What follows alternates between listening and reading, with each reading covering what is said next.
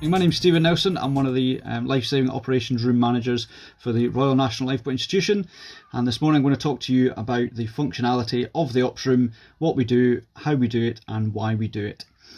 So first of all, introduction. As I said, my name's Stephen Nelson. I'm one of the three core ops room managers.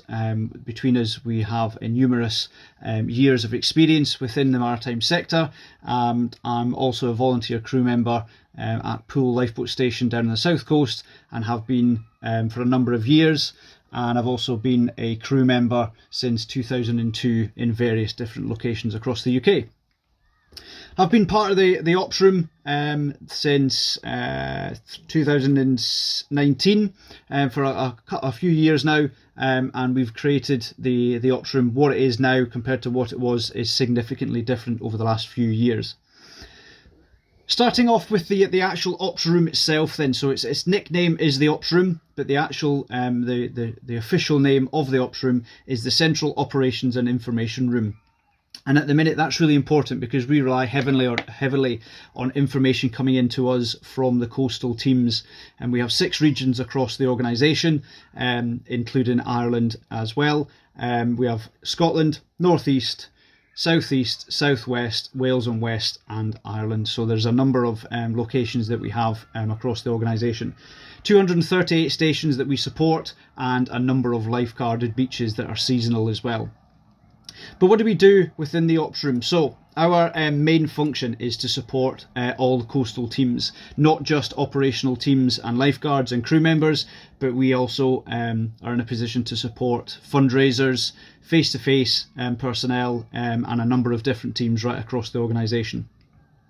Primarily though, we are there to support the frontline crew members and lifeguards. We have 5,000 crew members, as I said, so that there's a number of organisations and different teams that we can speak to right across the RNLI.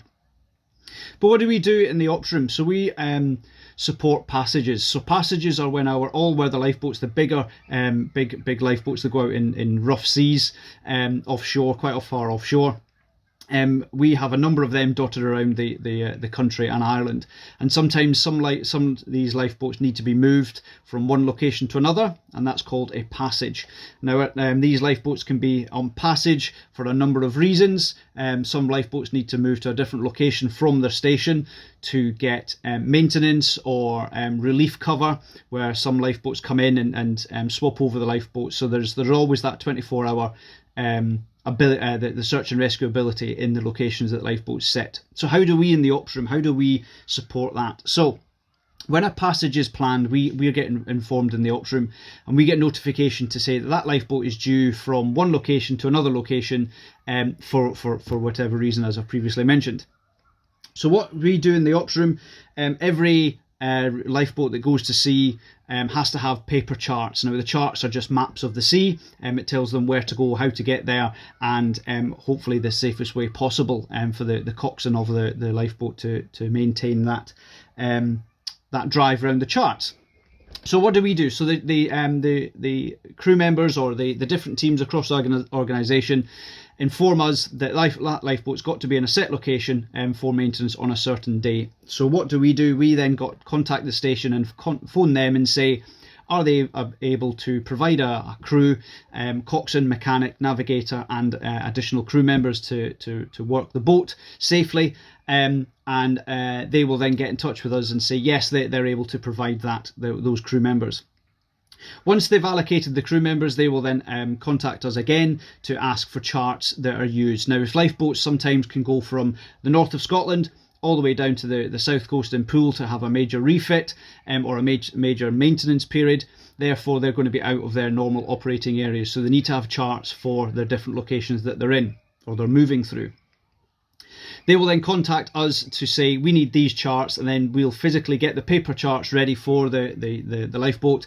We'll then make sure that they're all corrected and up to date as possible, and then we'll then send them to the station. Then they've physically got the paper charts on board. Now, all our lifeboats do have electronic navigational system on board, but they need to have that backup system if the electronic navigation doesn't work. So they've got the paper charts there ready to use. So that's how we manage and support the passages on moving the lifeboats. Now, we also record and monitor boats on and off service. Now, that means that that's a good thing if the boats are off service, because the boats can be off service for a number of reasons. They can be off service for planned maintenance, defect rectification, or in fact helm or coxswain or mechanic or crew aren't available, which is fine because they're volunteers at the end of the day, so they've got other things to commit to. So if they're not available, then the boat can be off service. The off service is displayed on our live map that we have, and it is displayed on there with a red dot, and we'll talk about that a little bit more later on. We also have the ability to know when boats are restricted. So any operational lifeboat can be restricted across the organisation. That means that it can be restricted for a number of reasons. It can be restricted because maybe a defect on board. So maybe the radar isn't working on board. So therefore they're restricted to daylight hours only. And if there is any fog or reduced visibility, then it'll be unsafe for that lifeboat to go to sea. So therefore they're restricted to daytimes only. Again, that's displayed on our life-saving service status map with an orange dot. We also have a log of asset movement. So again, this comes back to what I mentioned at the start, where we rely on information coming into us. If a station is going off service or restricted, then the station will inform the ops room ourselves, and then we'll make a log of that. And then we can log that information to know that the ops room is aware of what's going on around the coast, but also the Coast Guard will also be aware of what assets are available. Now, as I've mentioned, the Coast Guard there, it's a good time to discuss and mention the fact that as an ops room for the RNLI, we work alongside the Coast Guard, but the Coast Guard's job, and their primary job when it comes to our search and rescue, is they coordinate all the lifeboats. When there's an incident or emergency or even exercises, the Coast Guard are the coordinating authority. We in the ops room, we are there as a support function to the lifeboat and the Coast Guard. So we don't coordinate where the lifeboats go when they're out on taskings or incidents or emergencies or exercises. That's very much up to the Coast Guard, and we don't want to confuse the two when we talk about the Coast Guard. We're not taking anything away from the Coast Guard, but we work alongside them and support each other as and when. We've also coordinated and maintained duty rotas. So we are a 24/7, 365-day ops room, and we're supported by a number of teams. Now, there is 3 of us in the ops room that are managers: myself, Cindy Rodaway, and Chris Chambers. We're the core ops room team, but then we're supported by a team of people called watchkeepers. Now, the watchkeepers are effectively people who are on the phones, and they're not administrators because they do a lot more than administration. They are on the phones from 9 o'clock in the morning till 5 o'clock in the evening. And there's 2 on in the mornings, and then we have a handover at 1300, and then we have another 2 in the afternoon. Now, they are there primarily to take phone calls and escalate accordingly to us in the ops room, and then log that information. Out of hours then, so from 5 o'clock in the evening until 9 o'clock the following morning, we have what we call the duty officer. Now, what effectively happens is the duty officer does exactly the same job as the watchkeeper. However, during the days, we are more proactive, and during the out of hours, it's a bit more reactive to a phone. Now, we maintain a huge duty rota. We don't just have one duty officer for the entire organisation. Earlier on, I mentioned that there were 6 regions, and within those regions, we've got area life-saving managers. We've got a number of area life-saving managers, but out of hours, we're talking the duty area life-saving manager. Now, we'll have, in one region, we'll have a duty area life-saving manager. We'll also have a duty tactical for the entire organisation. We'll have a duty strategic for the organisation, and we'll have a duty executive for the organisation. We've also got a duty IT on call, duty stores on call, duty technical managers, duty technicians, duty press officers, and depending on the incident or the scenario that's potentially happened out of hours, the information will come into the duty officer, and the duty officer will escalate that accordingly, informing all the different teams. And the reason we escalate that to the duty area life-saving managers out of hours is they're in a better position to potentially provide support to the station or the crew members or whoever it might be that needs that support. Effectively, they're the boots on the ground, and they're dotted right across the whole country in Ireland, and we support them regularly. The monitor status of assets. So moving on then to our life-saving service status map is a brilliant tool that we use. And it's dotted with a number of colours on there.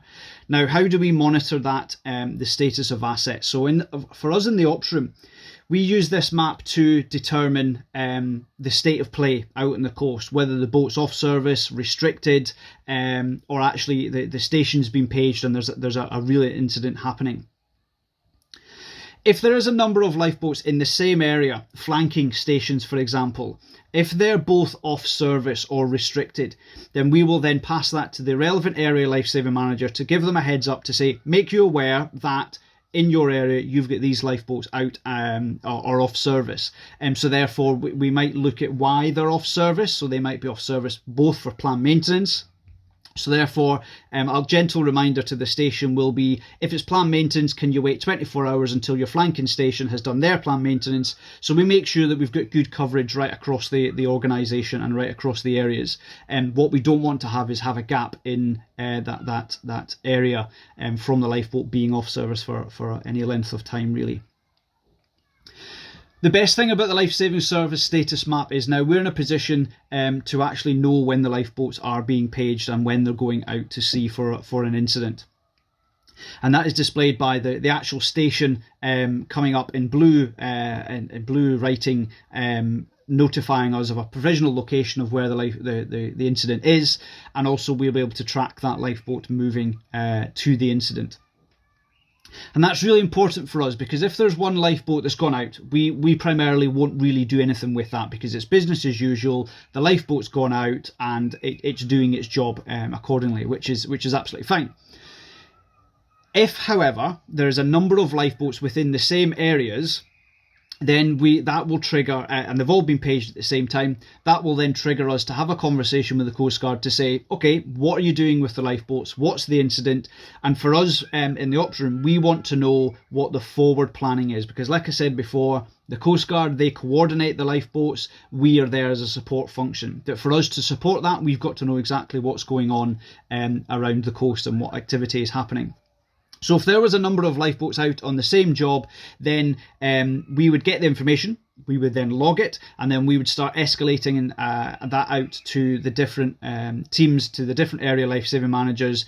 Media, we would inform them, because media might be aware of this or want to know coverage and bits and pieces. So therefore we will then make the area life-saving manager aware to say, look guys, this is what's going on, you need to be aware of it. It could be a potentially very, very long shout. And it worked really well where we managed to do that. Last year there was an incident where Eastbourne, their inshore lifeboat, their small D class, had actually capsized with 3 persons on board, and the information I got from the Coast Guard was Eastbourne lifeboat has launched on a tasking, currently capsized, 1 person unaccounted for. So straight away we in the ops room took that information. We then noticed it on the map that there was a lot of activity in the area and lifeboats being paged and helicopters launching. So therefore we started escalating that, and because it's one of our own crew members, we escalated that right to the top. So everybody right through the duty system, right through the organisation, at the different levels were made aware that actually we need to provide support quite significantly to the stations. So what happened then, the area life-saving manager actually got in their cars and started driving down to the stations to make sure that everybody is fitting well and everyone is okay. Thankfully the crew member was absolutely fine. They were all taken back back to the station and all good, and the ongoing support was there for them straight away.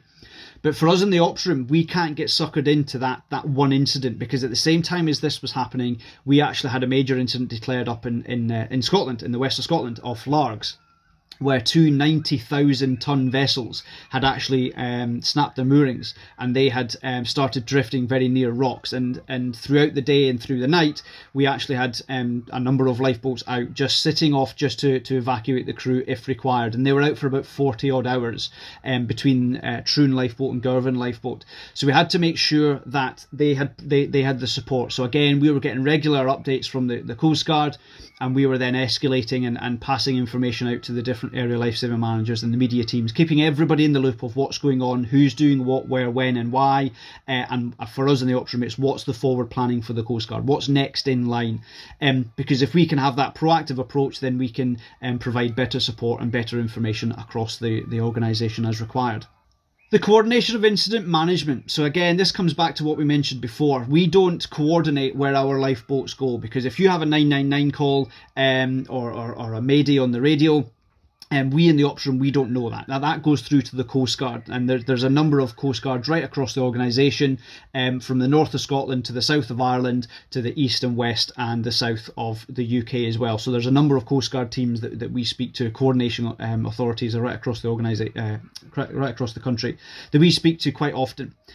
But when we talk about coordination of incident management, we as an ops room, as I said to you before about Eastbourne, that is an incident that has happened to one of our own. So something has happened to one of our crew members or lifeguards. We then need to do something about it. Now, the Coast Guard, they will continue and carry on with the search and rescue planning and processing bits and pieces, but we'll then start the ball rolling for incident management based on an event that has happened to one of our own. Either a lifeboat's damaged or a crew member has injured themselves, to provide that proactive support as required. And we do this by holding a thing called an incident support meeting. An incident support meeting allows us to get relevant people in the rooms, in the virtual rooms because of COVID, obviously, but it allows everybody in that room that's required in the room to know exactly what has happened, what actions have been taken, and what support is required. And it just gets rid of all the potential Chinese whispers or rumours starting, and it means that if we can be proactive in our incident management and the coordination, then we can be better supportive to the end customer, if you like, to the crew member or the lifeguard or whatever it might be.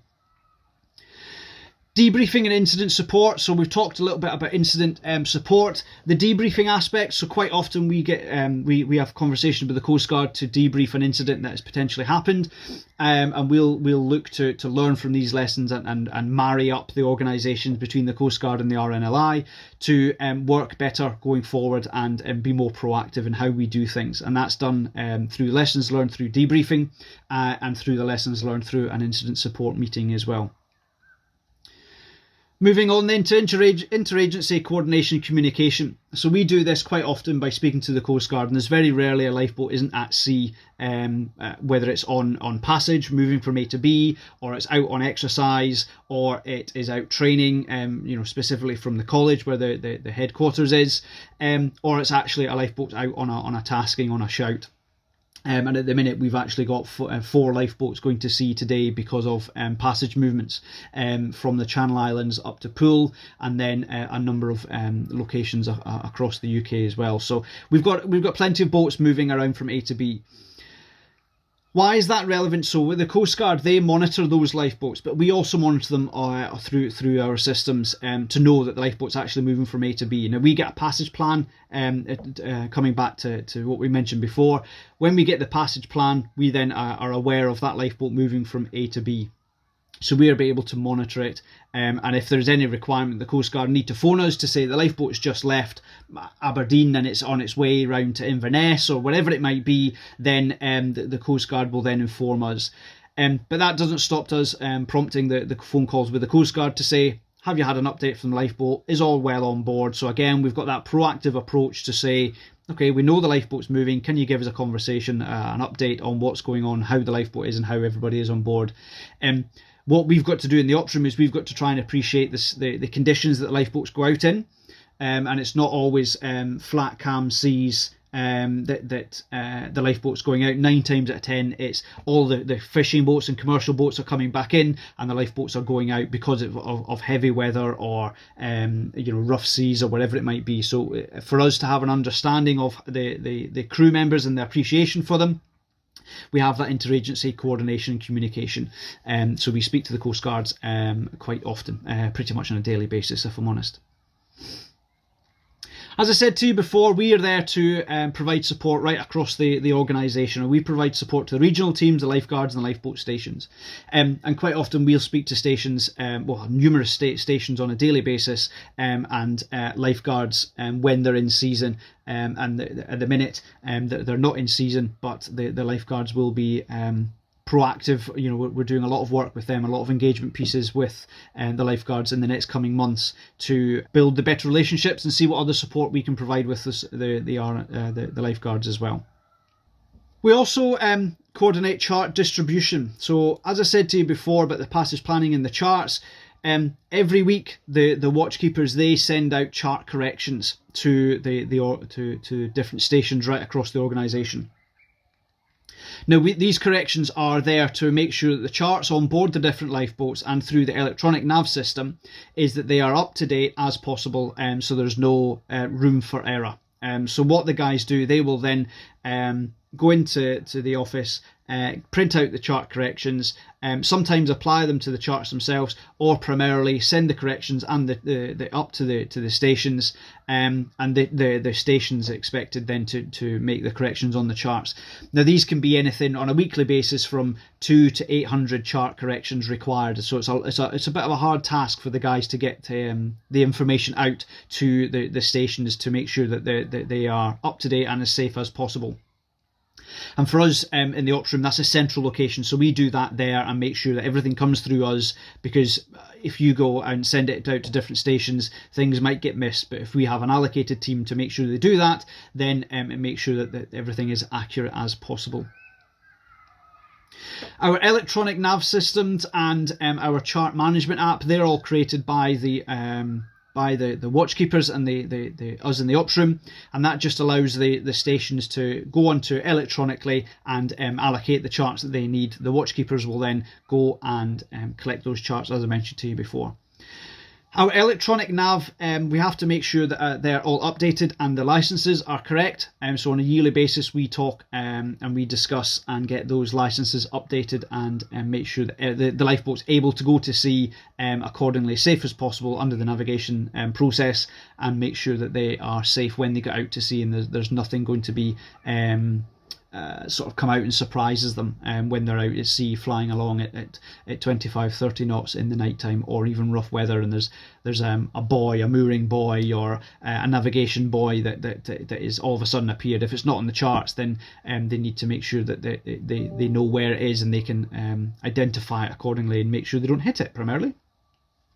So that's kind of the core primary functions for us in the ops room. On a daily basis. We do much more than that, and we'll talk a little bit more about it as we go on.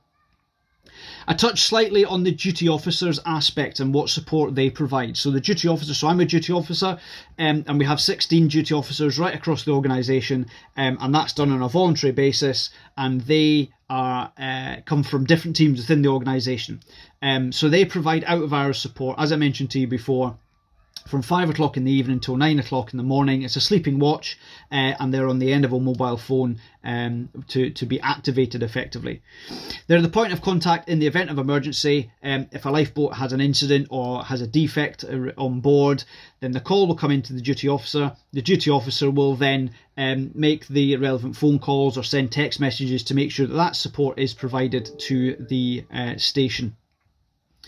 If and when a lifeboat has gone out and it's significantly damaged itself, where in fact we need to get a relief lifeboat, we have a number of relief lifeboats, both inshore lifeboats and all-weather lifeboats dotted right across the country. And we, as an organisation, if a lifeboat's defective, which is fine because they're working boats. If an incident has happened both in and out of hours, then within 24 hours we're able to get a relief lifeboat back on that service, back in that station, and make that fully serviceable, good to go within 24 hours. And that's anywhere right across the organisation, including Ireland, all the way up to the north of Scotland. So we are in a good position to get lifeboats in different areas fairly rapidly, both in and out of hours. There is some occasions where we as duty officers and us in the ops room, we act as the launching authority. Now, there is occasions where a station won't able to authorise the launch of the lifeboat without coming through to us. Now, when the station needs to phone us to authorise a launch is primarily when the lifeboats need to carry firearms and police officers on board. That's got to come through to us for us to then make the decision to say, yes, launch the lifeboat, or have the Coast Guard looked at alternative means, has the station looked at alternative means, or even the police looked at alternative means to carry those firearm officers. So there is some occasions where we act as the launching authority and supporting the stations as well. For overall, all of us in the ops room then, both in and out of hours, we are there to primarily work alongside each other to improve communications. That's with the Coast Guard primarily. We are liaising with the police every now and then as well as the Coast Guard. Both the Coast Guard coordination centres and also the local cliff rescue teams that is dotted right across the country as well. And we're looking at ways to improve communications, and by doing that is by actually speaking to people and make sure that we have a better way of working and improving to move forward as one, because we're all there to do effectively the same job, carry out search and rescue and provide support to different teams and different stations. We have a duty of care for everyone across the organisation. So for us in the ops room, that's primarily what we do. We are there to have a duty of care for every single person within the organisation. That's from the top down and from the left and the right, and the different teams right across the areas. It doesn't make any difference where the lifeboats station is, whether it's Ireland or north of Scotland or down in the southeast, wherever it might be. We've got to make sure that we've got that consistent approach of support right across the organisation, regardless who it is. And whether it's an operational crew member, lifeguard, a fundraiser, a tractor driver, a coxswain or mechanic, it doesn't really make any difference to us who or what team it is. We've got to make sure that support is there. So for us in the ops room, we are that single conduit flow of information where something comes into us, we then pass it out to the relevant teams and able to provide support to the boots on the ground as required. That's it from me for now. Hopefully speak to you soon, but thank you very much for your time.